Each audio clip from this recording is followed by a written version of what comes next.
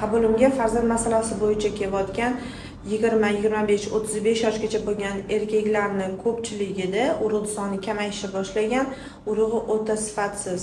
Nima uchun? Bunga 3 ta asosiy sabab bor. Men ko'p bemorlarimga aytaman, asosiy sabablarni agar farzand ko'rish niyatida bo'lsangiz, mana shu 3 ta narsadan uzoqroq yuring deb aytaman.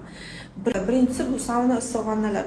Issiq vannalar urug'ga juda ham katta ta'sir ko'rsatadi, ya'ni urug' sonining kamayishiga va harakatchanlik pasayishiga juda ham katta ta'sir ko'rsatadi.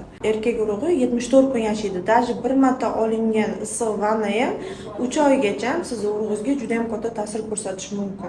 Ikkinchi sababi bu mobil telefonlarini old cho'ntagida olib yuradigan erkaklar.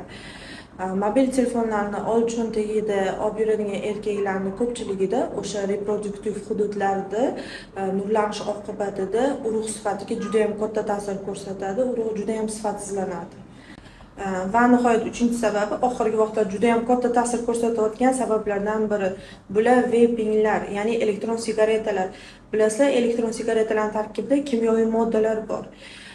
Mana shu kimyoviy moddalar, ya'ni propilin glikol degan modda urug'ga juda ham katta ta'sir ko'rsatadi. Ya'ni urug' sonini kamaytiradi, sifatini, harakatchanligini pasaytiradi va sizda bepushtlikka olib kelishi mumkin. Shuning uchun turmush qurish